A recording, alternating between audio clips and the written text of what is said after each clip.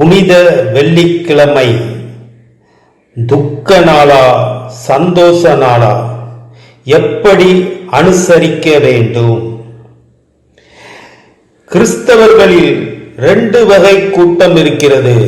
ஒன்று தேவாலயத்துக்கு போகிறவர்கள், மற்றொன்று சபைக்கு போகிறவர்கள். இந்த தேவாலயத்துக்கு போகிற கூட்டம் ஆர்சி கிறிஸ்தவர்கள், சிஎஸ்ஐ கிறிஸ்தவர்கள் போன்ற கூட்டம். இவர்கள் இயேசு இறந்த இந்த புனித வெள்ளிக்கிழமையை துக்க நாளாக அனுசரிக்கிறார்கள்.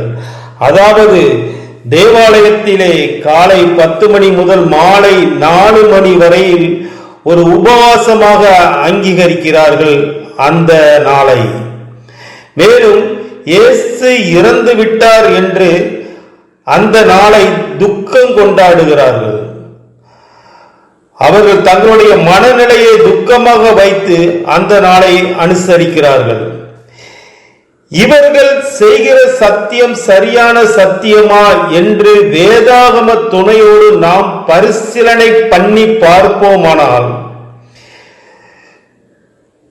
1 தீமோத்தேயு 1:15 படி பாவிகளை இரட்சிக்கவே மனுஷகுமாரன் வெளிப்பட்டார்.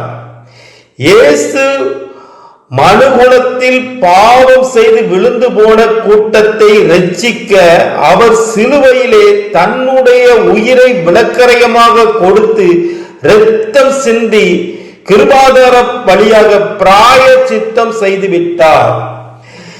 இவர் சிந்தின இரத்தத்திலே இருந்து பாவம் செய்த மனிதன் பாவத்தை அறிக்கை செய்து விட்டு இயேசுவிடம் ஒப்புரவான பொழுது அவன் நீதிமானாகவும் பரிசுத்தவானாகவும் மாற்றப்பட்டான். அந்த மனிதன் சபை. அப்போஸ்தலர் 2:47 சொல்லுகிறது, இரட்சிக்கப்பட்டவர்களை கர்த்தர் அனுதினம் சபையிலே கொண்டு வந்து சேர்த்தார். இவர்கள் இரட்சிக்கப்பட்ட ஜனம். இவர்கள் இந்த புனித வெள்ளியை சந்தோஷமான நாளாக கொண்டாட வேண்டும். வெடி வெடிக்க வேண்டும், புத்தாடை அணிய வேண்டும், கறி வகைகளை சேர்த்து கொண்டாட வேண்டும். இது ஏனென்றால் பாவம் செய்தது நாமதான், அக்கிரமம் செய்தது நாமதான், துரோகம் செய்தது நாமதான். நியாய தீர்ப்பு நாளிலே நாம் நரகத்துக்கு போய்விடாதபடிக்கு நம்முடைய பாவத்திலிருந்து மீட்புக்கு கிருபாதார பலியாக இயேசு சிலுவையிலே இரத்தம் சிந்தி தன் உயிரை விலக்கரையமாக கொடுத்து விட்டார். இவர் சிந்தின இரத்தத்தினாலே கழுவப்பட்டவர்கள் நாம். அந்த நாள் தான் புனித வெள்ளிக்கிழமை, இயேசு இறந்த நாள். இந்த நாள் தான் எங்களுக்கு சந்தோஷமான நாள். நாங்கள் பாவி அல்ல, இயேசுவின் சிந்திய இரத்தத்தாலே கழுவப்பட்டு பரிசுத்தவான்களாக மாற்றப்பட்டு விட்டோம். இந்த நாள் தான் எங்களுக்கு சந்தோஷமான நாள். இது எங்களுக்கு துக்கமான நாள் அல்ல.